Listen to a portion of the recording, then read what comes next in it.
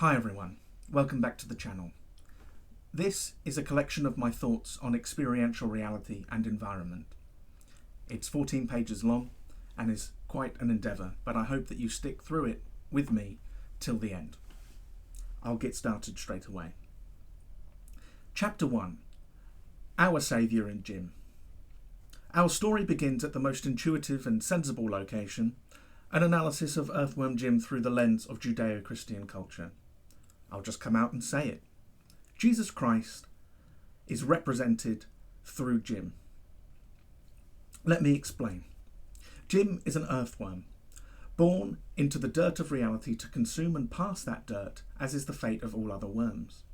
But he does not remain as such. Jim is blessed with a divine occurrence. A supersuit descends on high, or figuratively, from the heavens, to empower Jim with insight and abilities far beyond that of his fellow worms. Through the grace of divine providence, be that of a god or of fortune, Jim becomes more than just a worm. Jim's most trusted and respected ally is Peter Puppy, a reference to Peter of the Bible, who in Matthew 16:18 is referred to as Petros, a name of similarity to Petra, the Aramaic word for rock. And on this rock I will build my church. Within the universe of Earthworm Jim, Peter serves as a grounding device for Jim's will. Peter is prone to anger when Jim fails to save those most in need, particularly the youngest and most vulnerable members of Peter's kin. His power comes with the responsibility of service to their plight, lest he becomes undermined by those he relies on. The parallels go further. Consider his opponents. First, and the most obvious, is Evil the Cat, a character that may as well literally be Satan. He lives in heck rather than hell. In the Earthworm Jim games, Evil is notable for popping Jim's head when he uses it as a balloon to ascend the carnival of reality. Perhaps a metaphor for the dangers of ego inflation, despite the need for Christ to lead through ascension. Perhaps also a reference to Matthew 4:6. If you are the Son of God, he said, Satan, throw yourself down. Where if Satan had successfully convinced Jesus to test his Father, Jesus would have surely fallen to his death. Also, Evil's henchmen are rats, which is a nice reference to the fact that those who worship Satan are essentially his prey. Next, we have Bob the Goldfish, a mafia boss who is literally a goldfish living in a fishbowl, that leads an army of hench cats, offering them payment possibly through fish from his place of origin, where his criminal enterprise may be at its most dominant. In Isaiah 57:20, the wicked are described as being like the troubled sea, when it cannot rest, whose waters cast up mire and dirt. The mafia boss, who has conquered and yet can never leave the water of his origins, as this would imply salvation through enlightenment, casts dirt upon the shores of the virtuous through bribery and violence. Queen Slug for a Butt is a damning critique of royalty. As Jesus is the King of Kings, he supersedes the structures of royalty as they occur on earth. By making the Queen have a slug for a butt, Doug Tannaple, the creator of Earthworm Jim, draws attention to in a gentle PG-13 way, to the inherent vanity and sexualization of the royal paradigm. Gesturing at the wetness of butts of human beings that defined their entire reality through the lens of hypersexual selection and eugenics for their own image, he critiques that in the halls of their own sexual vanity, they are surrounded by suitors who have no chance of ever being their partner, and through the love of their king or queen are living lives of complete servitude, which they quite often are born directly into, making them similar to insects such as ants, bees, or wasps. Speaking of wasps, Slug for a Buck's daughter is a wasp and is a flippant and reluctant love interest of Earthworm Jim. Although Jim is an attractive figure in his capabilities and leadership, whether or not he is rewarded with companionship or true love or even appreciation is beside the point. He distracts the processes of inherited authority through subversive, incontestable truth. Like Christ, Jim has value beyond that of reproductive success. Hence, the moniker of the princess being Princess... what's her name? At her most valuable, the princess is an ally in the conquest of reality through the sword of truth, not just a prize for Jim to win. Professor Monkey for a Head is, to my mind as a scientist, the most contentious villain in Earthworm Jim. As a scientist, I agree with the theory of evolution, yet the subtext is undeniable. Professor Monkey for a Head represents an undermining of gospel truth, as in seven-day creation, through the scientific method, pointing to the belief that man is just a type of monkey, which, phylogenetically speaking, is undeniable at this point. I do hope that Doug isn't a science denier anymore, but I have seen no evidence to the contrary, and many Christians are, so hey-ho, it fits. Major Mucus is an embodiment of war on Earth. He is a military piece of snot. He is mucus, a substance found in the respiratory system of animals. This is an allusion to the impact of war and conflicts on humanity's ability to breathe or communicate with each other. The reason Jim has snot in his backpack is to symbolise the dominating power of truth and spiritual authority, rather than a proclivity to violence in himself. Christ's expressions of unconditional love, also known as agape, and radical acceptance, were allegedly known at the time of Jesus to cause interpersonal conflicts within families, his truth manifesting as a sword. The reason Jim bungee jumps with Major Mucus in the level in which he appears in the first game is to highlight that to combat violence is to stoop to understand it. The compulsion to dominate must be understood by empathy, in order to guide those who witness such struggles away from its use. But this comes with a risk, a loss of authority through similarity, or being perceived as just one side of a fight. This is represented in the game as a mucus monster at the bottom of the pit that snaps at Jim if he descends too low. Evil Jim, that appears in the cartoon, is essentially Antichrist. I hope that makes sense to you. Moving on. Now for the arch-villain. Psychro, a normal crow enhanced in ability by a similar yet outdated supersuit. To my mind, Psychro represents the machinations of power that existed before Christ, and that continue to exist to this day. Structures of manipulation and coercion, reinforced through the threat of violence. Psychro was working with Professor Monkey for a Head, representing the intellectual establishment of the time, to produce a system of control with greater fidelity and scope. A way to influence the masses in the homes of their own minds by controlling belief and authority. By the grace of God, this authority did not end up residing in the corridors of Roman power, but rather fell to the meek and mild Jesus Christ. This becoming the foundations of the Church of the Roman Catholics, a force far greater in reach and influence within reality than the Roman Empire ever achieved. Whether Jesus' legacy was a force for good in the world beyond his death, knowing the historic crimes of the Catholic Church, I will leave that judgment to the viewer. In the context of a Christian author, the charitable perspective that the suit was an upgrade makes sense. In Cy Crow's disregard for the suffering of the vulnerable, he tosses puppies from a high window, and it is Jim's job to use the marshmallow of his teachings to bounce them to a place of safety and security.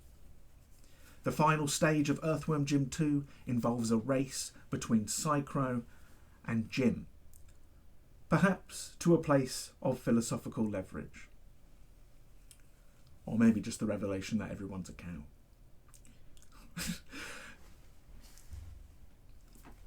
That is the end of the Jim analysis.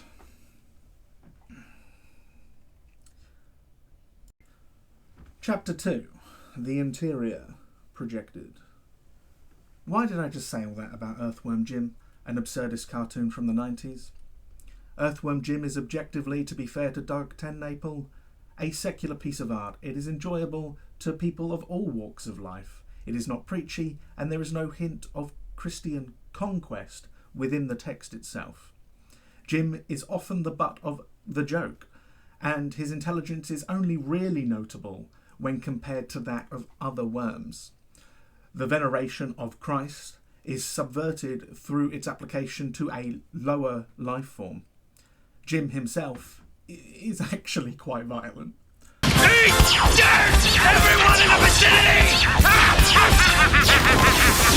What I wish to highlight is the persistent presence of the impression of Christianity on the minds of those consistently exposed to the church as children. It is not just a deference to the beliefs of the religion that is achieved. The narrative structure of lived experience itself is sculpted by the environment that the centre of experience endures. Doug, or any other artist, cannot create a piece of art that does not, in some way, represent their internal reality. In fact, I am inclined to believe that an attempt to create a piece of art that is one's own antithesis, to disagree with themselves completely, would inevitably lead to either satire or deep shame. Art is not just the most profound and efficient form of communication within humans. Art is an exposé of the creator's inner world. Their internal worlds, landscapes and features inevitably find themselves in the expressions of sentiment derived from that lived experience. Not only does environment shape the internal goes on to reinforce an environment that created it. This notion can be summarised by the famous quote, "Violence begets violence," or as Jesus put it in Matthew 26:52, "For all who draw the sword will die by the sword." Or, But my children... Most victims of abuse grow up to abuse others. It's like werewolves. these are highly emotive and expressive examples of projection as a cycle, but consider how much of a person's identity is used when analysing the world. Those raised to believe in a God of design see the world as if it were designed, each misshapen rock ignored, every complex structure or coincidence praised. A capitalist who holds the model as a foundation of their worldview can begin to see each neighbourhood park as a real estate opportunity, every sunset as content for the feed, and every relationship as a transaction of goods and services. The conspiracy theorist will also see false flags in every terrible tragedy, crisis actors in every medic, and the machinations of a shadow government behind every world event. This is a natural human experience. Fitting reality into an objective worldview is a difficult, painstaking process when taken as a fact-oriented search for true objectivity. The The response of the human mind to project a narrative onto their reality is a coping mechanism that reduces energy consumption and computation time within the human mind. Metacognition is for the aged, wise. High intelligence is not enough or even necessary. And materially contented. In fact, many people do not reshape their narratives and perspectives until a point of complete failure in their current model of reality. We are talking about events such as the end of careers, the collapsing of marriages, the deaths of children. Psychosis produced through extreme stress, outside of rigid medical circles that insist upon definitions involving the presence of chemicals in brain matter, has been described by those who have lived through it as a dynamic process involving the dismantling and reconstructing of one's self, and therefore their reality. Often, this happens to meet a new philosophical challenge. I would like to present a more hopeful perspective than that of stagnation through familial cultural reinforcement, in that through the realization that our environment shapes our thoughts, we can begin to wrestle a sort of pseudo-control over our cultural trajectory. The curation of environment to cultivate traits like resilience, conscientiousness, camaraderie, and self-actualization is an act of pure mastery bordering on ancient concepts akin to alchemy. But the skill is real, and the results of each technique are scientifically measurable and verifiable. We have no end of data on the result of environment. Let me share some examples of what I'm talking about. This is far from an exhaustive list. Apologies if I mispronounce anything.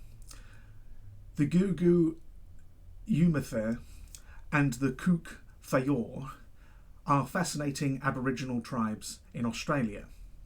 They use cardinal directions in all cases rather than person-centred orientation. Rather than having a left hand, they will have a south hand or a northwestern hand, depending on their absolute orientation. Because of this simple linguistic choice, the internal qualia of these tribes is systematically trained from birth for efficient orienteering.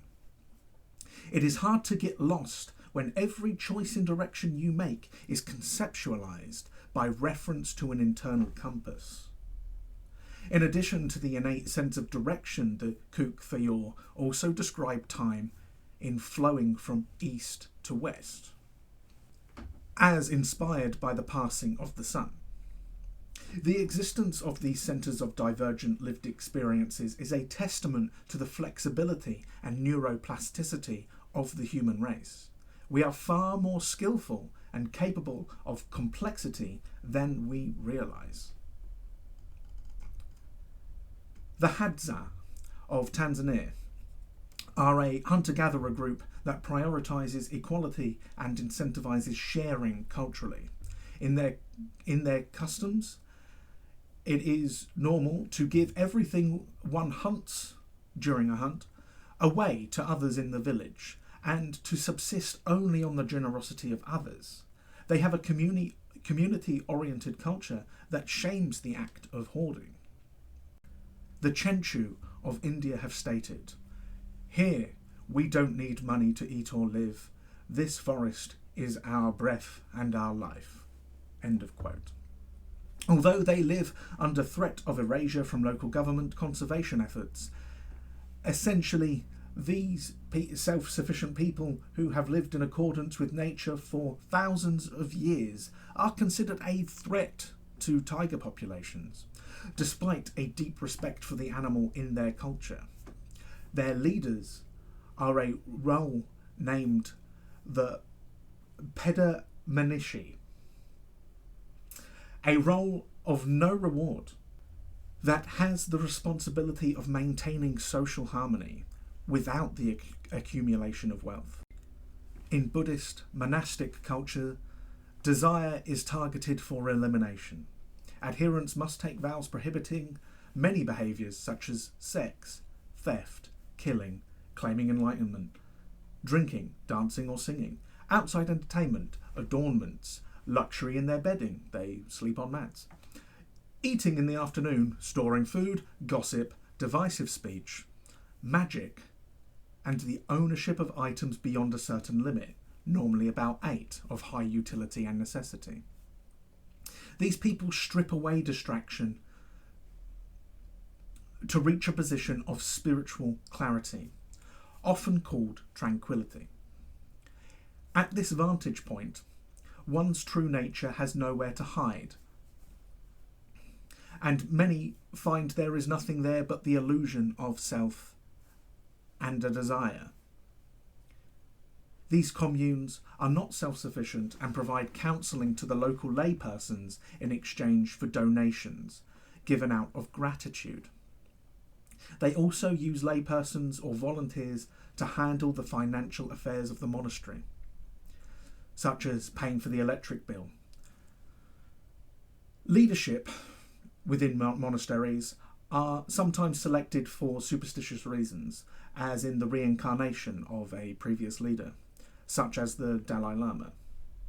However, leadership selection in many monasteries are quite grounded, requiring decades of following the vows and a need for ubiquitous respect. To have harmed or wronged anyone previously is grounds for disqualification if they turn up to your inauguration and just raise a hand.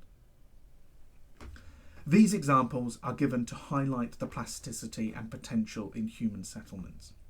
Claims about human nature from the embedded ego of a single culture only describes the nature of a single individual who is making the claim. Through the impression of environment upon the individual, the environment is reproduced through the works of that individual. Like the impression of Christ manifesting in the subconscious of Doug Tannapel, to be reborn in the image of a worm. This leads to the point of chapter 2. We fear brainwashing.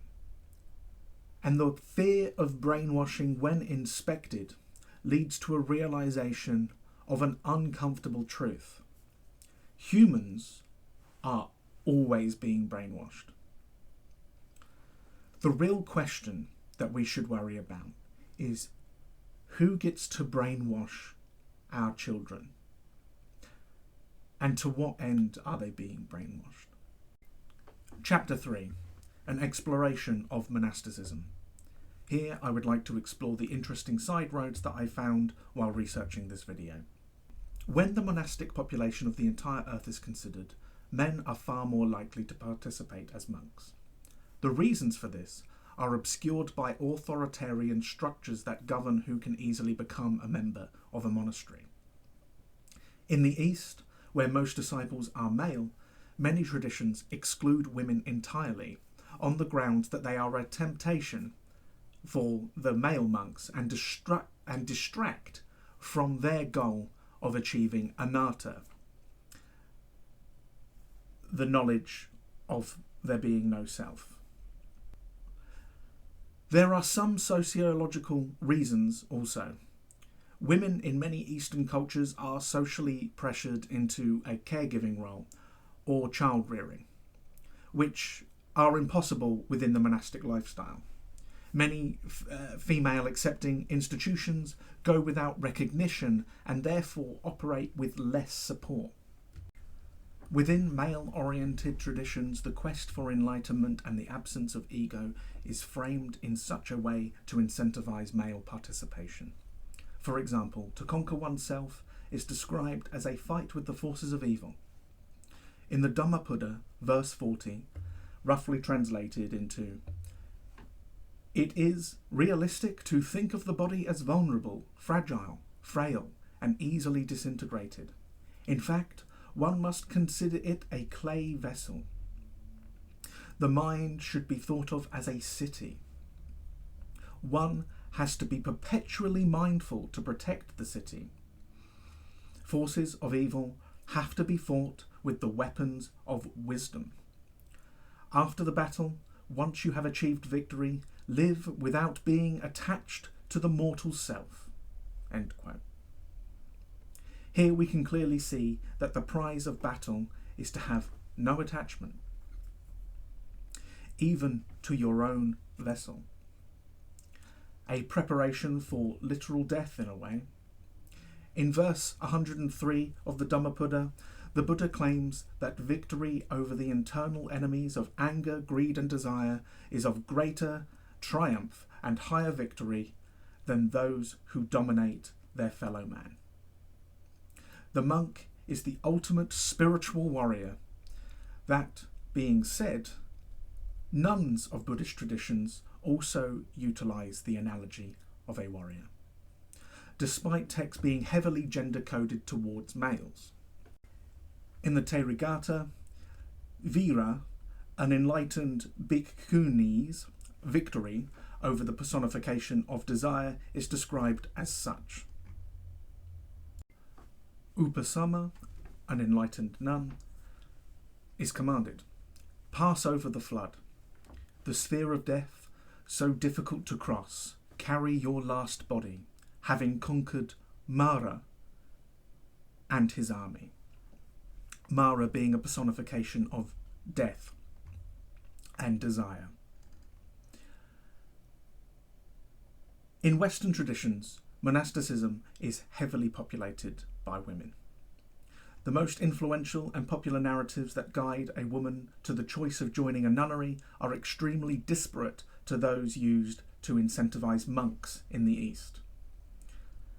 To many, the life of a nun was simply an escape from the expectation that one must become a wife and a mother, following a creed that may be summarized as, "My life and my body belong to no man or state. They belong to the truth of divinity." This allowed women to avoid death through childbirth and domestic slavery, through the declaration of a social death. In the space of the desire for companionship, Western traditions do not challenge the desire itself, but rather replace the target of that longing. They marry a perfect eternal partner in the form of Christ. This provided a sense of security and status, of which marriage to a human man could never compete with. But boy, does that Jesus get around. Completing this narrative is the third familial reason. Some women felt that their love for humanity was too large for just one family. To selfishly devote one's expertise in child rearing to the smallest of subsets was to deny one's divine impact. Essentially, my compassion must belong to the world. The final reason for being a nun I will present is that of intellectualism. Counterintuitively, nunneries, both Christian and Buddhist, were often places where women could be scholars, scribes, administrators, writers, or even scientists.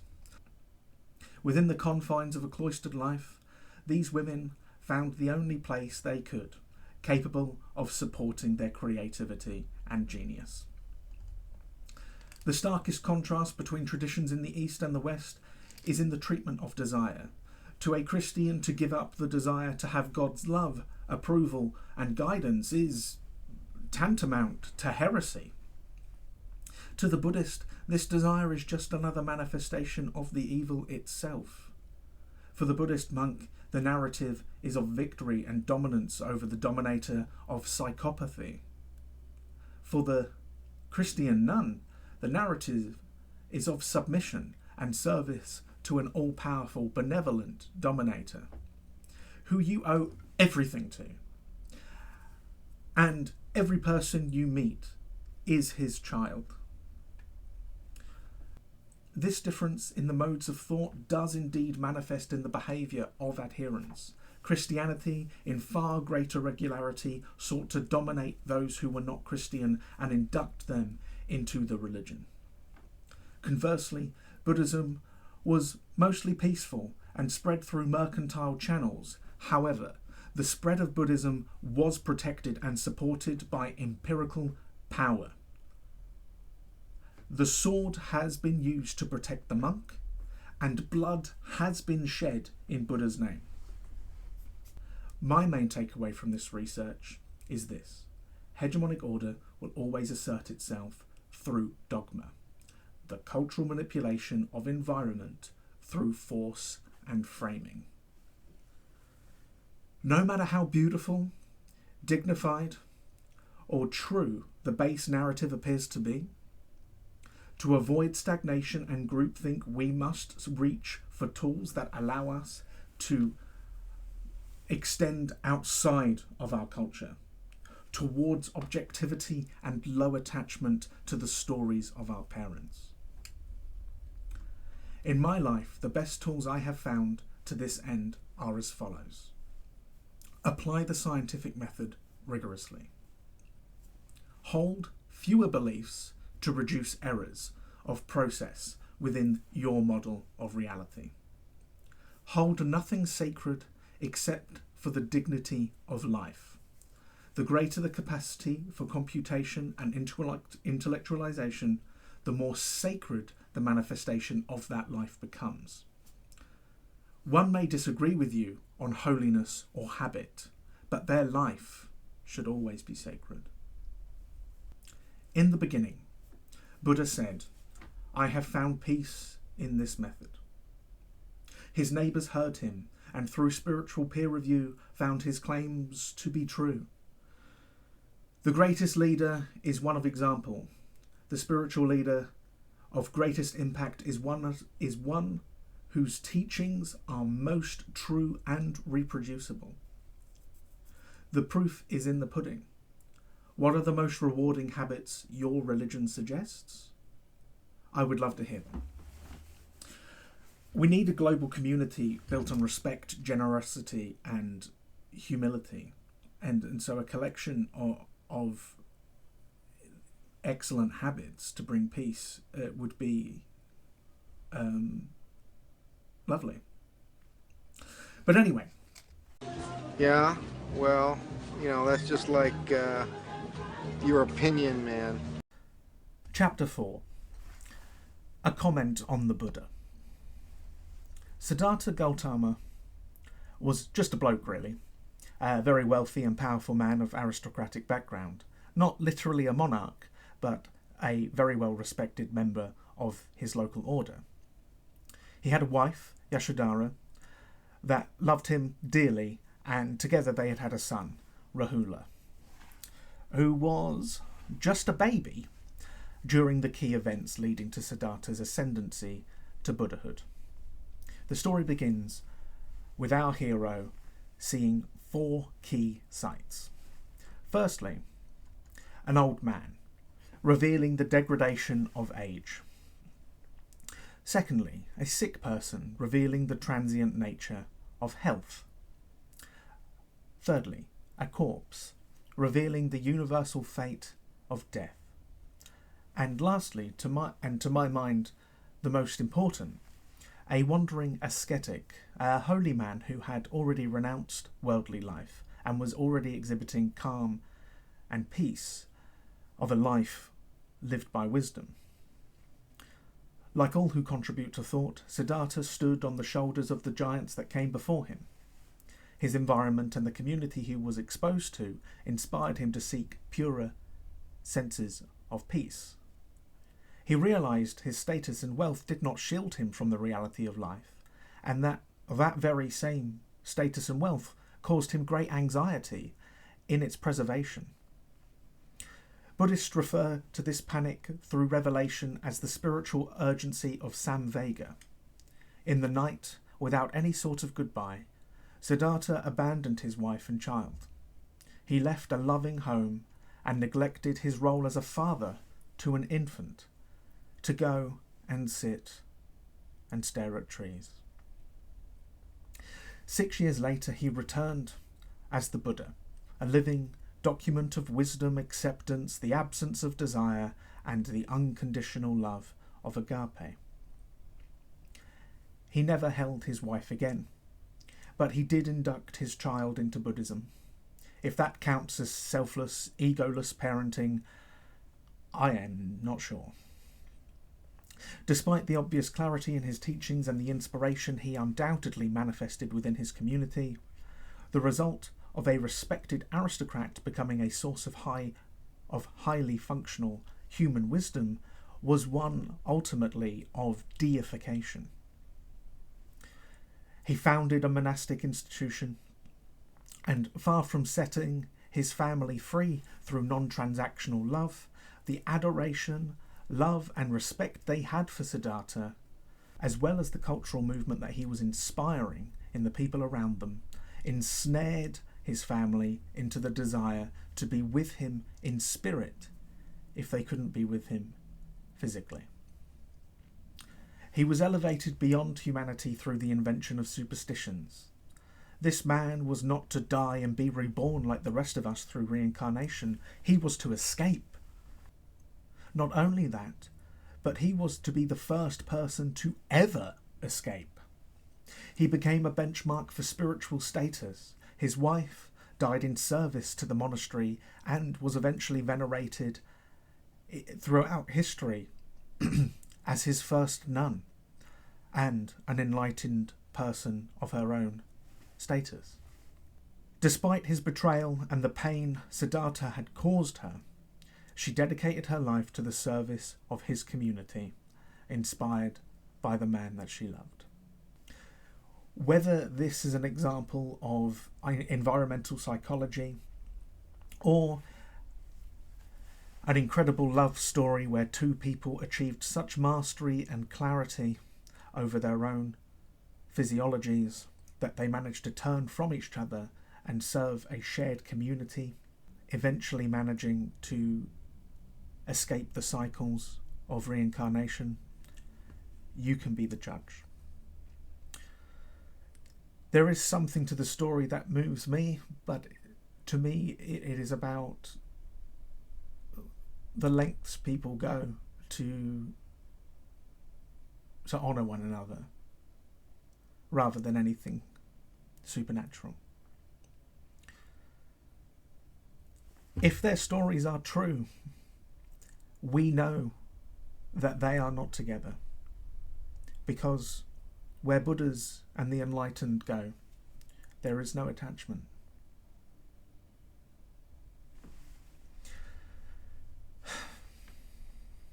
The veneration of Siddhartha, when viewed through the lens of ego, has some contradictory effects. The ascetic that inspired Siddhartha is never named in the scripture, and to raise the new Buddha, Siddhartha, beyond inspiration of just some poor person, the ascetic was eventually developed into a wandering god, a divine intervention into the mind of a wealthy, powerful, worthy vessel. Additionally, Siddhartha became the prime example of a feat that no one can actually prove exists. Perhaps this is due to his followers failing to conquer themselves. But his triumph and escape are not presented as achievements of human maturity available to all, but rather a trophy presented to a single, incredibly capable individual, who just so happened to have the structures of power at his disposal, which produced a legacy of 2,500 years of public relations maintenance through the monastic church, or temple. Siddhartha's peace was never externally challenged within his life, except for the travelling ascetic himself.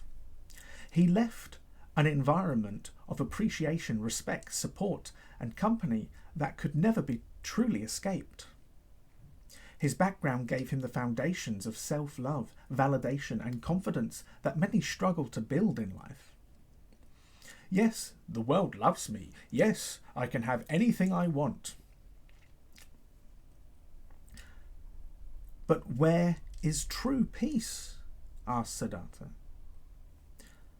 This is a noble pursuit for a wealthy man, but where is the conquest of deep misery, failing, self-doubt, and the disappointment of being born into an existence that seems only to bring one suffering.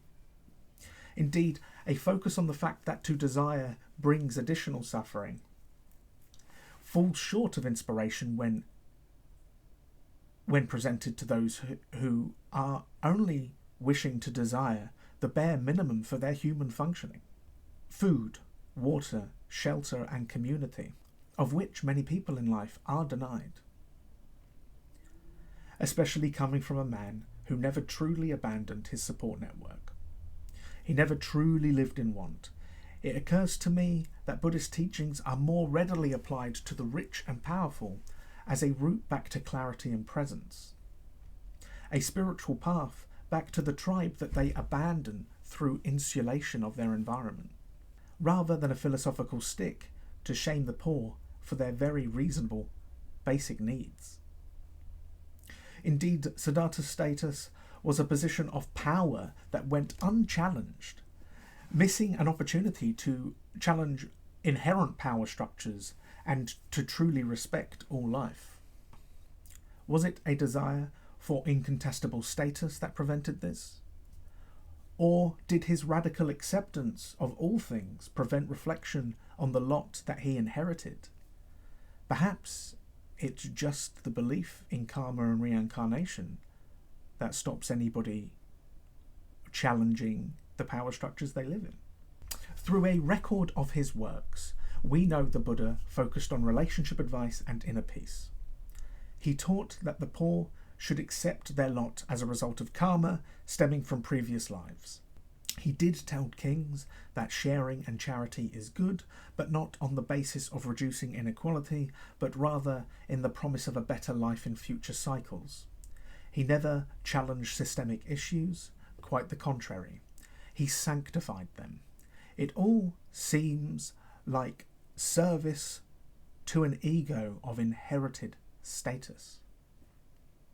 To me. As with all deep philosophical truths in this life, the regrettable result of reifying them or forming an institution around them is the resulting lesson for the poor: to accept their lot and to mitigate the will to improve society. I like to think of that solitary ascetic that Siddhartha met as a proletarian or a classless rebel.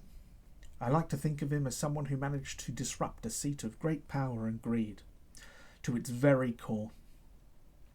Not with a sword or a threat, but with his words and his image and his form. In the end, it seems it's another example of wealthy people taking credit for a poor man's work. Yeah, so sometimes I try to one-up the Buddha, tune in next time when I try to one-up Christ. Chapter 5. Cultivating environment, cultivating the self, cultivating progeny. Those who move from their environment of origin to a place of absolute denial of desire are an extreme example of the efforts one can take to reach what the Buddha would call Anatta, the realization that the self does not exist beyond the filter of ego and the sensation of that knowledge. Myself, I cannot claim enlightenment in the Buddhist sense, as the customs of that religion require consistent effort in the direction of the destruction of desire. It takes decades for others within that community to whisper of enlightenment in your name, and to claim this achievement personally, from an internal perspective, would be a sign of pride. The ego reveals its desire for prestige once again. When I speak of enlightenment, I wish to be precise and useful for my Western audience. Building a consistent nomenclature for a provisional paradigm takes experimentation. My suggestion is this: to acknowledge the role of environment on the curation of self as a form of utilizable spiritual enlightenment, in the sense that one can at least begin to see the machinery of their lived experience. one can come to realise that they are not here as an addition to the universe, external to it, but rather as a naturally occurring physical process. A process that can be scuppered, poisoned, overwhelmed, malnourished, misled, or if you're very, very lucky, be carried out with diligence, wisdom and care. In Mahayana Buddhism, those who see the path to escaping the cycles of suffering but choose to stay to help their fellow man out of a desire for material improvement are known as bodhisattvas. It is my belief that they are a far more practical ideal than the Buddha himself in all of his escapism. There is evidence growing in neuroscience that indicates that hallucinated reality, that which all humans experience within their brains based on real stimuli and imagined stimuli, is not the output of the human brain, not an end point of creation that is then shipped to the prefrontal cortex for experience, but rather a continuous and integrated part of the human brain's functioning. Hallucinated reality informs a social hindbrain calculation of threat and narrative, which in turn informs the next iteration of that hallucination. In essence, we are not the crowning achievement or product of the mind, but a necessary centre of hallucinated computation and experimental checking. The ego, the frontal cortex, the hallucination is not the boss. It is not even of higher importance. It is rather a passenger and colleague to the rest of the brain. Our suffering and pleasure is not an output produced in finality, but a single data point in a system capable of evolution or decline. From here, I would like to take a big step backwards and talk about the definitions of environment. Traditionally and intuitively to most people, the environment begins at the skin of the organism. Our organs are us, not the environment. And the clock on the wall is definitely the environment and not part of us. But I would like to suggest a definition of environment that has more utility, clarity, and propensity for human agency. The definition of environment that I am proposing is this: everything that the prefrontal cortex hallucinates is environment. Absolutely everything. The real world, thoughts, psychosis hallucinations, narratives, memories of loved ones, everything is our environment.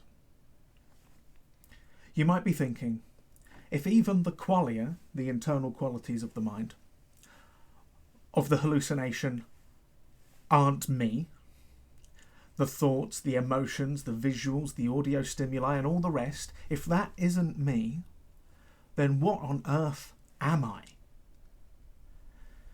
You have given me a definition of environment that leaves no room for me, you might be saying.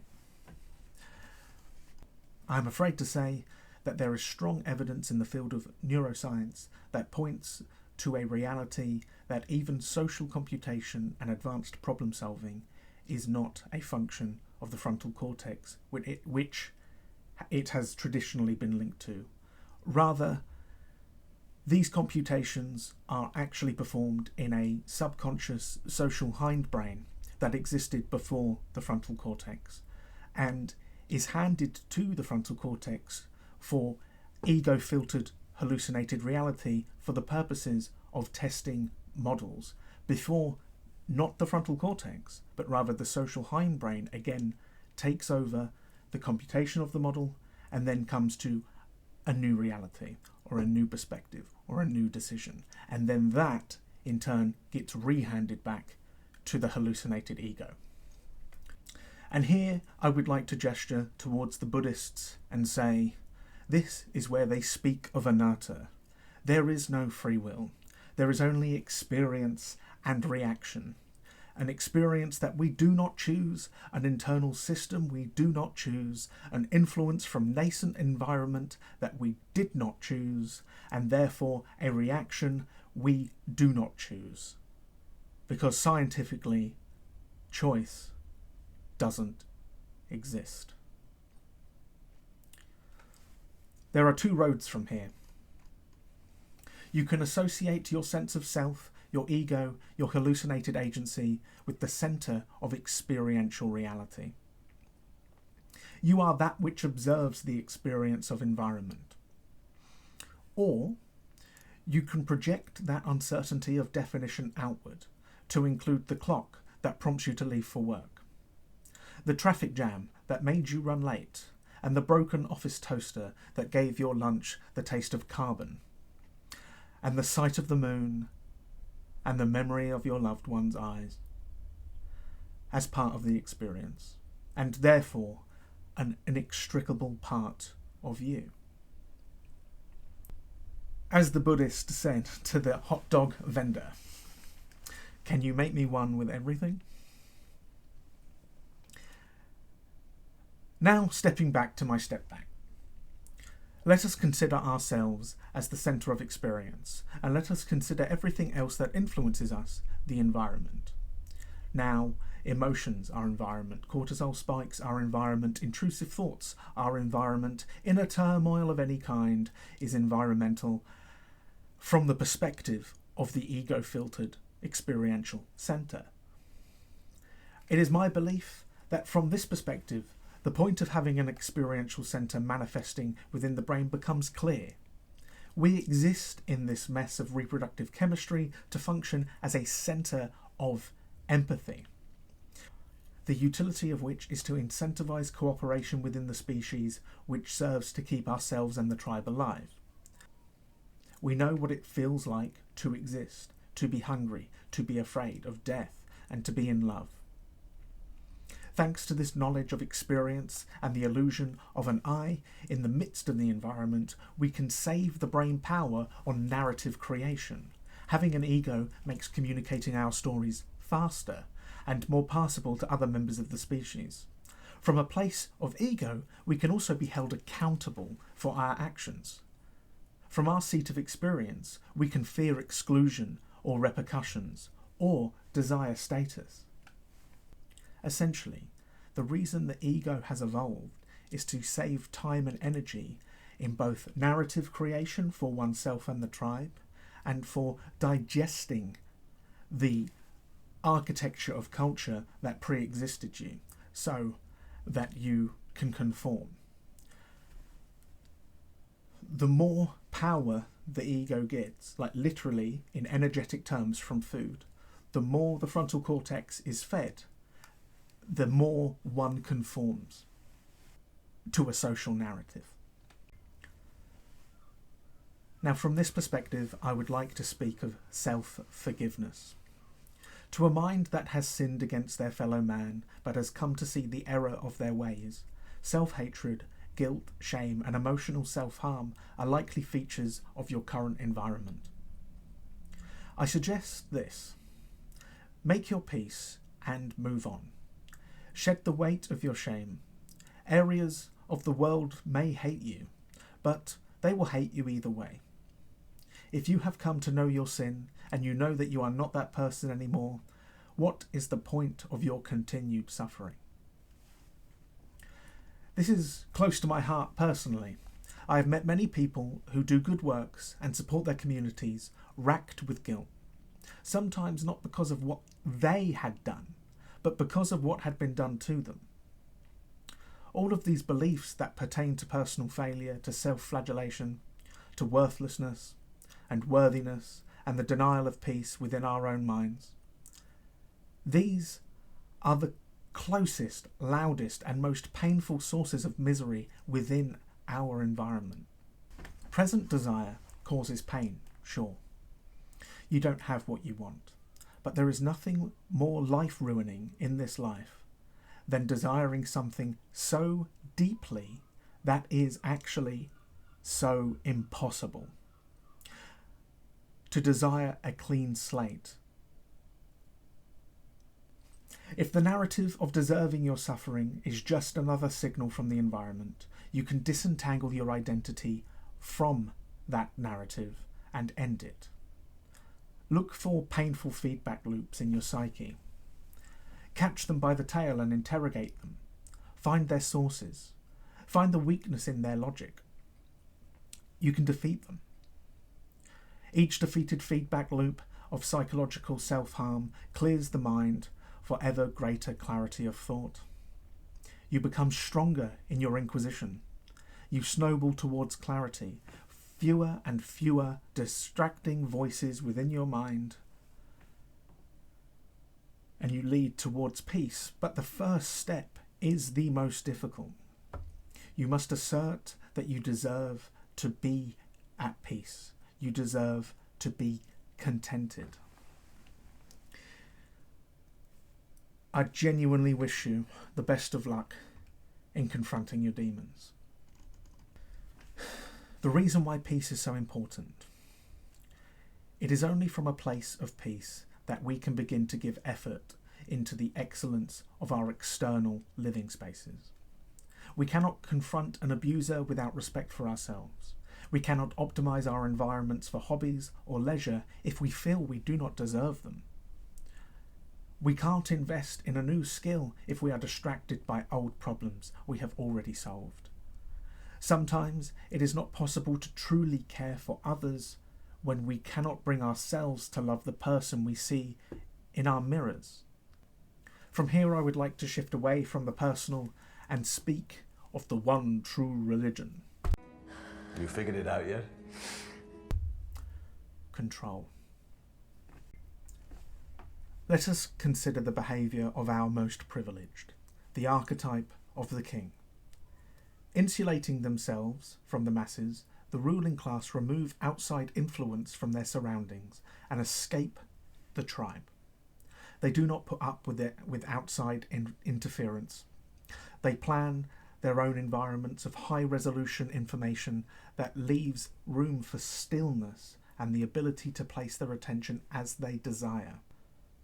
This can be done with minimal attention through the employ of servants, such as secretaries, to filter out the noise of every demand for their attention, butlers to organise their estate staff, and tutors to deliver exactly the information needed to pass exams on a one-to-one footing. Highly trained, highly capable tutors, doctors and assistants for time-efficient service that requires minimal attention. It is not just money that insulates them. They are insulated by the very thing that they deny to the masses. Communities are policed by noise-restricting ordinances and come with vast green spaces to enjoy. They pay through the nose to experience high-quality stillness that workers are denied. Many members of the ruling class, even those who make money from social media, famously restrict their own children from engaging with addictive dopamine cycles of short-term content, keeping their progeny in an environment of high-quality education and physical playtime, even while they sell social media directly to your children. Those with the power to do so overwhelmingly seize one thing: the ability to address life on their own terms. The workers, unemployed and disabled of this world are losing control over our stimuli through algorithms that ensnare with dopamine hits, causing doom scrolling and hours of lost time to information of low salience and low investment. We are diminishing our ability to concentrate and invest in masterful art by undermining our attention spans. Since the birth of the printing press, the masses have never had control over which books are mass-produced, advertised, or celebrated by publishers and critics. In the beginning, the ability to read itself was gatekept by clergymen to give them control over the narrative of divinity.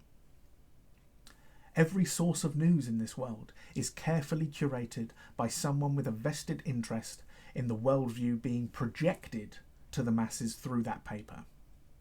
The fact that the entire world is so informationally rich and indescribably nuanced in its complexity, to the point of a single newspaper claiming to be the news of the world being basically a sick joke, is seldom, if ever, discussed. The version of reality that human beings in Western countries are being exposed to is a low-resolution caricature of objective reality from a perspective of dominance and privilege, designed with intention to keep us placated, angry at one another, and impotent. The tools of narrative control gifted to us by technological progress have never been more effective, and they are solely under the influence of a few incredibly privileged, wealthy, and insulated people. I am not suggesting you trust any one news source, or even expose yourself to any news. I am suggesting a shift in perspective of what the news actually is. It's a story. A story written by people that desperately want you to read it, watch it, share it, comment on it, engage with it, integrate it, and then reproduce it in front of your friends down the pub. They want as much control over the information in our shared environments as possible. Because if they can control the information within the environment, they can control the definition of you through your lived experience. There are some sources of news that try to present all perspectives in mainstream news without bias, with fact-checking and records of honesty and errors of omission. But personally, I don't engage with any of it much. I eventually hear of new war crimes and new declared wars and some details of an ongoing cruelty in the world, but I never learn anything of value from the news, and it is nearly always nestled into a narrative of hegemonic compliance. The narrative being, yes, things are bad, and here are all the bad things that are happening, but this is the best it gets. Don't try to improve anything. We sit watching our TVs while some local newscaster tells us that today we had 15 homicides and 63 violent crimes, as if that's the way it's supposed to be. We know things are bad, worse than bad. They're crazy. The last thing the news media landscape wants is for the good people of our fine countries around the world to realise that the most important resource in human existence and human civilization is attention itself. Attention can be directed towards raising crops, writing sonnets for loved ones, who cares if they're bad, learning an instrument, serving your community at a food bank, learning a new skill, applying greater intentionality to your methods of care. One could meditate, find clarity, write satire, or refine internal models of their reality. One could maintain their garden, solve infrastructure issues pertaining to multiple small voltage sources like those of solar cells connecting to the grid. Or they could find ways to stop dumping human waste into rivers 3 times a day. One could find the words to challenge inequality, support friends experiencing loss, or make the streets safer for women and children. One could read the complete works of Shakespeare or enjoy the Four Seasons Concerto. There are near infinite uses for your time that exist outside of having your cortisol spiked by a curated set of stories designed to masquerade as an ever-pressing urgent reality. We must assert control over our environment, to assert control over our desire. Why should there be gambling machines in taverns where people become inebriated? Why should every shop on our high street be a vape shop or a bookkeeper? Why must we expose ourselves to ugliness, real or exaggerated, that we have no power over, when we could address the ugliness in our own lives, beginning with ourselves, bit by bit? If the monks on those mountains are going to perceive us as animals rolling in the mud of distracting qualia, never finding peace, then the least we could do is aim for higher quality mud. And as we persist in the presence of desire, are we not doing ourselves a disservice to not whittle desire into a worthy tool of incremental environmental improvement.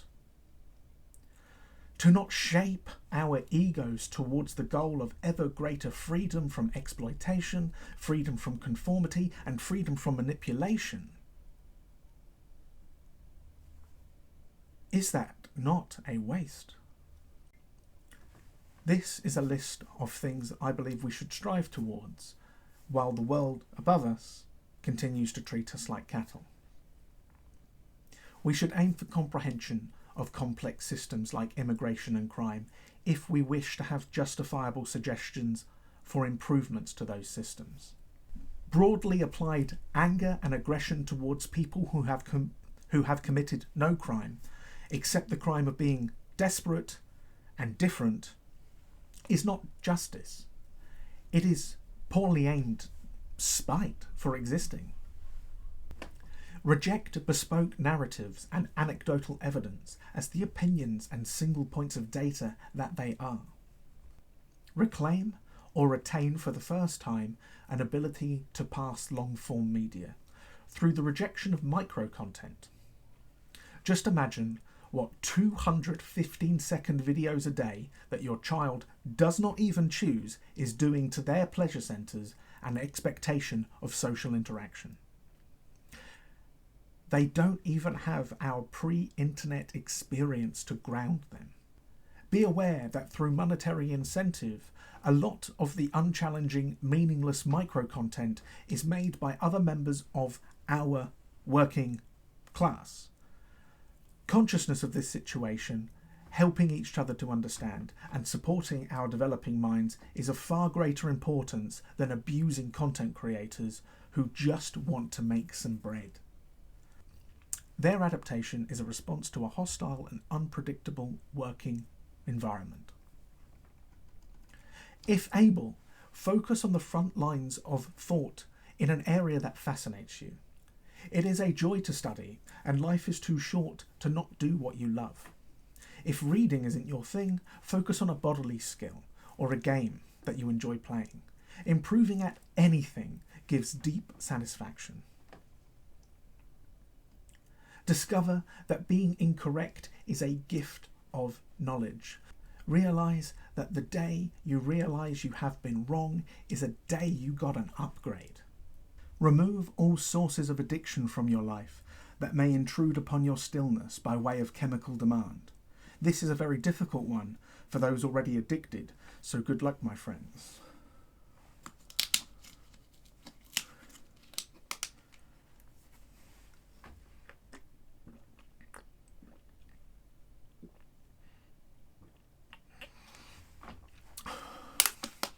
It's lonely at the top. Attempt to visit the environments of your loved ones and of cultures that you were not born into. Visit churches, temples, mosques, synagogues, and directly experience the qualia of their origin. Find where people are your kin, where you have similarities, rather than focusing on the differences of your birth. Demystify the culture of others. Myself, I am an atheist, and for a long time I have loved visiting churches. I love how they are built to almost enforce reverence to the scale of their physical project, almost mirroring the achievements of the mind that created them. I study the texts of many religions, not because I wish to find a place to place my worship, but rather because I wish to understand humans through their writing. I want to understand the poetry of the soul of each culture that I look at. I collect their guidances and I build my own one. I love it. It's like basically my whole life's work. Come to an understanding that to be less wrong, we need not hold more correct beliefs, but rather eschew more incorrect assertions. To believe fewer things leaves less opportunity for you to be proven wrong. Foster humility and turn like a weather vane in the winds of the purest truth you can manage. care for each other through the gift of freedom from expectation whenever possible, and curate your shared existence with other minds as if it were the only true manifestation of love known to the human heart. If you find yourself in cycles of misery from other people's behaviour, a description of which behaviours I am referring to could be a whole video in itself, disband and find a place of low noise and high signal communication. Be kind to yourself, take space, and have genuine conversations. Accept the burden of understanding for the immense undertaking it truly is, and stop trusting those who wish to profit off of your attention with their algorithms to deliver you an objective worldview. An objective worldview does not exist. There is only the subjective, shaped by the ego, by the will of desire. Impress this difficult journey onto the youth. It is the only way to inherit the mantle of responsibility for our environment, which the working class has never managed to seize. If we never come to understand the systems we are forced to exist in, how can we spot fraudulent, self-centered, psychopathic leaders? The education of all human beings to the highest degree possible, not monetarily, but physically possible, is the only path to safeguarding the interests of the masses. Without insight, how can we criticize? And kings have always known that. This one's a doozy. We should not let narrative tools or human concepts distract from material reality and genuine possibilities for the direction of human effort. Think back to the second commandment of the Bible. In the King James Version, it is stated thus: "Thou shalt not make unto thee any graven image, or any likeness of anything that is in heaven above, or that is on the earth below, or in the waters under the earth." Now, as you know, I am an atheist. To me, this is the writing of an ancient, literate elder. To my mind, he was sensing the trade-off between the enjoyment of human creation, art, writing, buildings, and so on, and the necessary time and attention it takes to appreciate those graven images. Despite my godlessness, I hear an astute observation within the commandment. To obsess, revere, or worship any art, profound work, or movement beyond the point of personal enrichment is to neglect the observation of life itself. Alfred Korzybski, a famous engineer and outsider intellect in his later life, said it like this: "A map is not the territory it represents, but, if correct, it has a similar structure to the territory, which accounts for its usefulness." Alan Watts, one of my faves, he's a Zen Buddhist communicator, and I love him, he's the best. I mean, okay, I won't gush too hard, but yeah, I really like him. He put it like this: "The menu is not the meal." And the great physicist Richard Feynman, who developed the most accurate theory in the history of science, quantum electrodynamics, put it this way: "To know the name of a bird in 20 different languages tells you nothing of the bird whatsoever." Bit of an argument from authority to reference so many great minds, but my only point is that I am in good company. It is worth mentioning the opposite approach, known as reification, the philosophical error of treating abstract concepts as if they are concrete, physical things. People spend their whole lives in the reification of movements, of celebrity, of divine rule, of capitalism, of the economy, of religions, and of, dare I say, Marxism. These are human creations with human flaws, not absolute truths. We should not let those living within the confines of a reification tell us what is physically possible. Their resistance shows a lack of imagination, not expertise in their systems. When we treat concepts like political systems and economies as rigid physical realities, we stop, and indeed some of us refuse to look for creative ways to alleviate material suffering and solve real solvable physical problems. The error is not in the utility or the accuracy of these systems, given certain starting points, imposed constraints, or dogma. It is in the refusal to evolve beyond a reified imagined reality.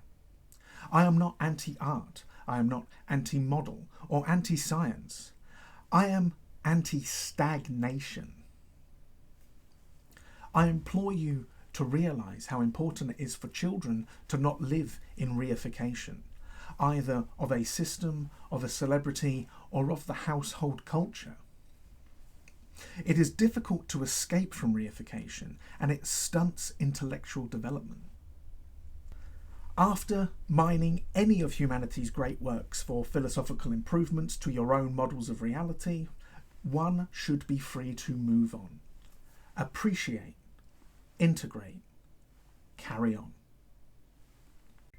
Although this process is closely related to pre-existing concepts like Deleuze and Guattari's nomadic thought and Paul Feyerabend's epistemological anarchism, I would like to name my specific approach towards ever more holistic models through integration as epistemological progressivism.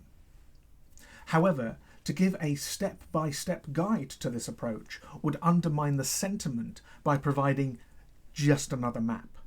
Each person's reality is bespoke, and the limits of each person's imagination would need challenging in unique personal ways.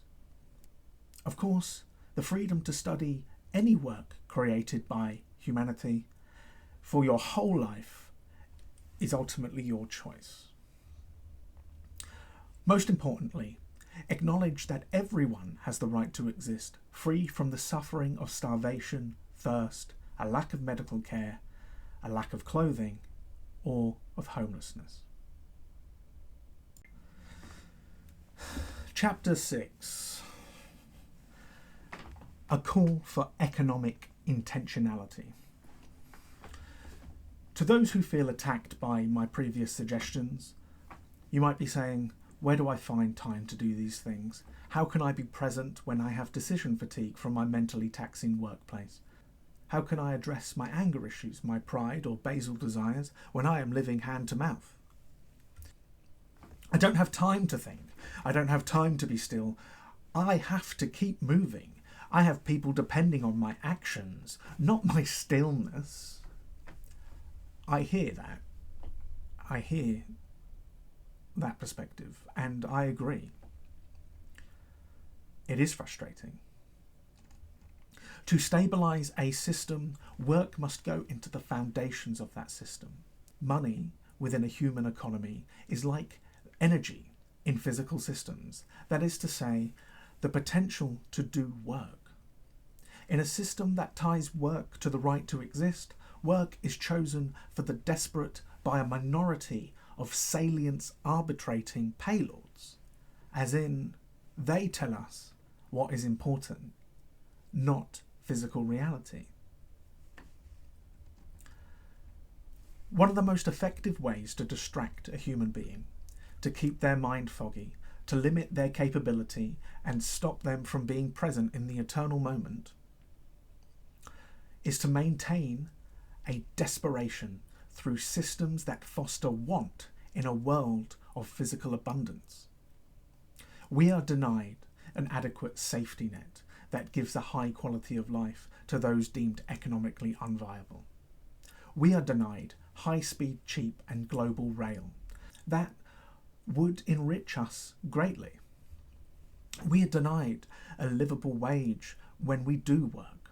We are denied the opportunity to tune human endeavour to maximise a healthy work-life balance and personal growth.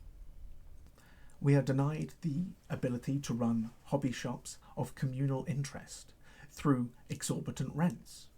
We are denied affordable housing through the hoarding of land.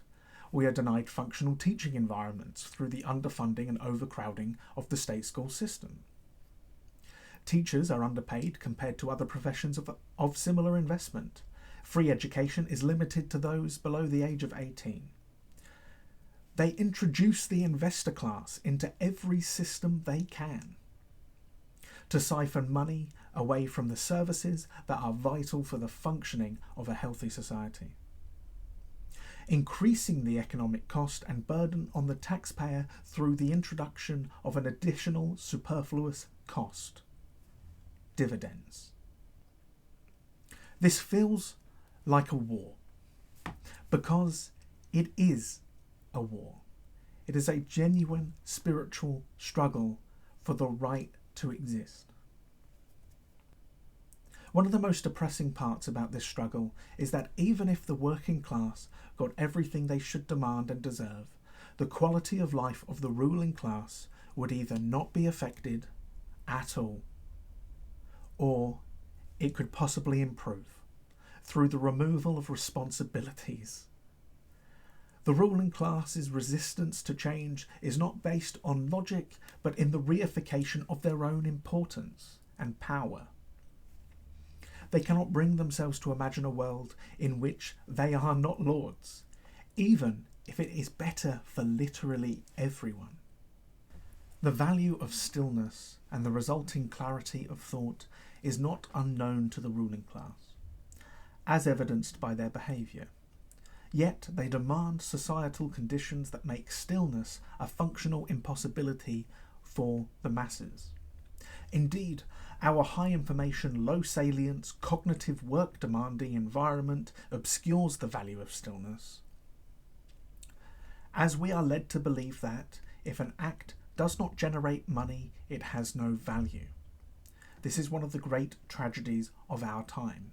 When money is siphoned from us through dividends, our services are weakened, and, somewhat ironically, for the right-wing perspective, these services become a greater burden on the taxpayer.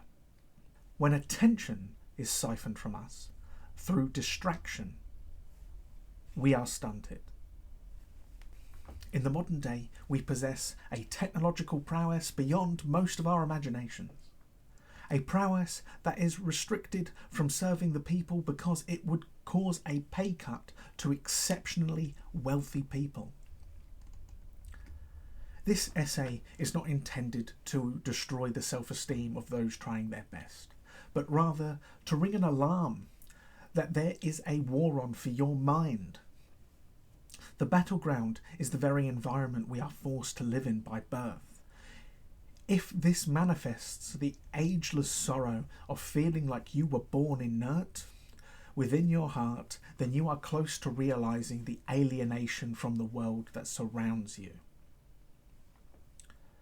We the people must assert control of our environment for the betterment of all, maximizing free time, novel experiences, peace and community for all. We must turn to face the war that has been waged upon the heart of man since the birth of civilization.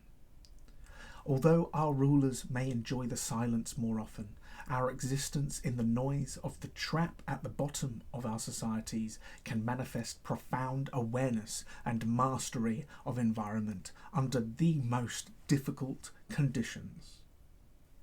Our shared wisdom of the dirt of existence is our most valuable asset. There is no final victory. There is no final defeat.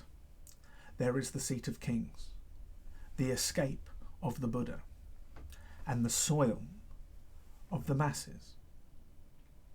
The Buddhas had the grace to limit their impact on the world. What of the kings? What of our own hearts? In every suit of great power, there lives the potential for heroism, nested in vulnerability, or an untamed ego that preys upon the vulnerable for personal gain.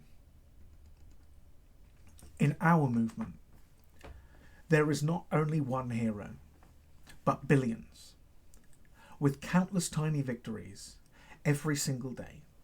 From the soil we will rise to meet the rain. Glory to the worm. Long may his bravery continue. As always, keep it real. Cheers. What a nut! I almost miss that guy sometimes. Almost.